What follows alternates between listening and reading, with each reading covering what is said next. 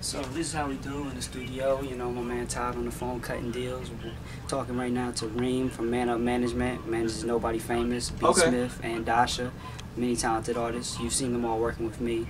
Nobody Famous produced 7 out of 12 tracks on my album, Almost Famous. iTunes, cdbaby.com. Cool. Beat Smith is on track number 13. I was wrong. So it's all family. You know, we bring it all together. They're talking about doing some projects together, having Reem's artists writing to some of Todd's tracks that we can place on different people. Not gonna tell you who yet. It's a secret. Okay, but it's coming soon. That so works. we all working together and building this movement. Thanks. So Appreciate you, man. Thanks for calling. Wrap up soon so we can get into the business of finding out who these cats are, how they got here, and where they're headed. So here we are, my man Todd Mushaw. Welcome to Almost Famous. So we're here in the studio. This is where it goes down. Todd, you've been here what, a month, a couple months, just setting up shop here? Yeah, just got here. Here in the Valley. Todd, let's give them a little background on yourself. You know what you've done musically, and you know where you come from, is and all that type of stuff. Well, I've been doing this for a minute. I started out as a drummer, kind of branched into the musicality of things, like rhythms are cool, but then like you want to produce, you gotta learn how to play other instruments. I learned how to play the keys, learn how to play a little bass, a little guitar, and got into production. I had a couple successes out there, with different records and whatnot. Came out to Cali back in 2001, kind of like I got hired to work on an album with this dude I know for Atlantic. Supposed to be for 3 months. 3 months turned into a year. A year turned into 6 years.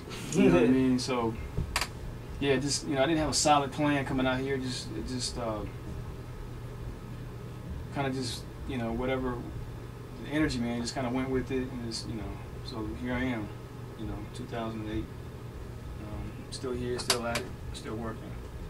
Okay. Had a couple of records out. I've been over to Aftermath for like the last 2 years, engineering, working with some of the Dre's artists and the people over here.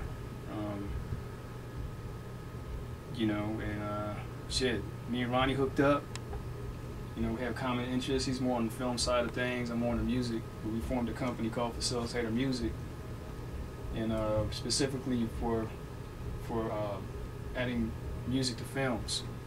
And very talented brother, very energetic, very motivating brother, very inspirational brother, so we kind of connect on that level, and so that's basically in a nutshell. Let me ask you if you can do this. Can you explain the dynamics between sort of being an engineer on one hand, then a producer on another hand, and then actually a business owner that works with the film projects? It's still music, but it's outside of the regular realm of music. Explain those 3 dynamics and kind of how you shape into that and what differences and challenges you face. Well, production is based around sound. So I think in order to if you're being a producer, you have to be comfortable being in the studio. And I'm not saying you have to be a certified engineer to be a producer, but to at least know a little something about sound and EQ and what frequencies work together, what don't, and which ones don't, that kind of thing. Right.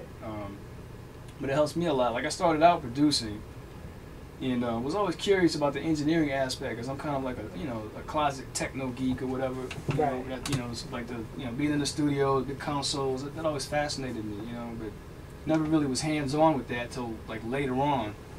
And it's kind of funny, it's more like I got into it. I can pay my bills, doing the engineering while waiting for the production thing to take off. So I kind of got into it, had a love for it, but so I still do that. I switch hats, engineering, take the hat off, go back to production, songwriting, that kind of thing. But as far as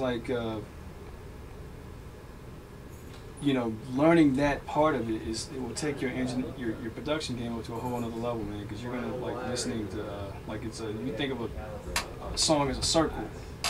You got the full range of it. So I know that the technical side of music, I know the creative side, the artistic side, You know, so that goes hand in hand.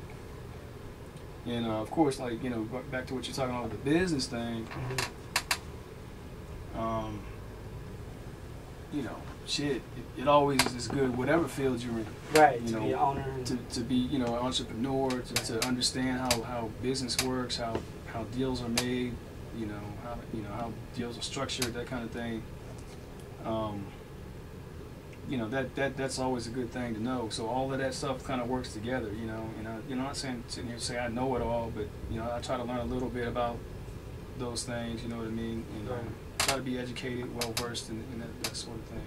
So. Is for you, is one thing more challenging than the other so far as like being an engineer and tracking vocals and mixing songs versus being a producer and creating records versus being a producer and putting music, you know, music supervision for movies? Is one side more difficult than the other? Or? Well, quite honestly, like the music supervision thing is, I'd probably say that's like the most challenging to me because you have to deal with so many people.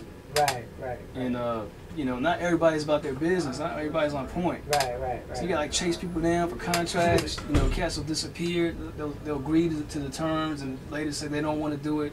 Right. Meanwhile, the song's already in the movie. In the movie, yeah. You know, so you got these executives waiting on you to deliver the final product. You trying to chase down signatures and stuff. Yeah, for some crackhead, we smoking motherfucker. You know what I mean? Talented, but this ain't about his shit. Yeah, so, shit. So really, it's the business side more so.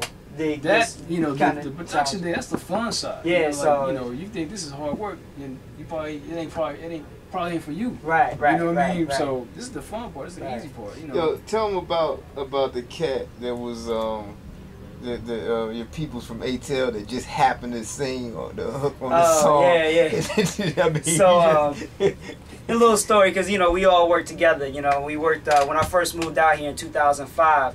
They had just shot a movie called Puff Puff Pass, and there was some spots where Todd was actually doing all the music for Puff Puff Pass. And so he came to me and said, you know, if you have any tracks, give me the tracks and maybe we can find some slots to get your songs in there. So I had a song that I had done with my boy Charlie P. Shout out to Charlie P, ATL, ALR. And Charlie produced the song and had this guy that I knew him as B-Man. I never really met the dude. They called him B-Man, and he sang on the track and I rapped on it. So I submitted the track. It ended up fitting in the movie. We like, cool, you know what I'm saying?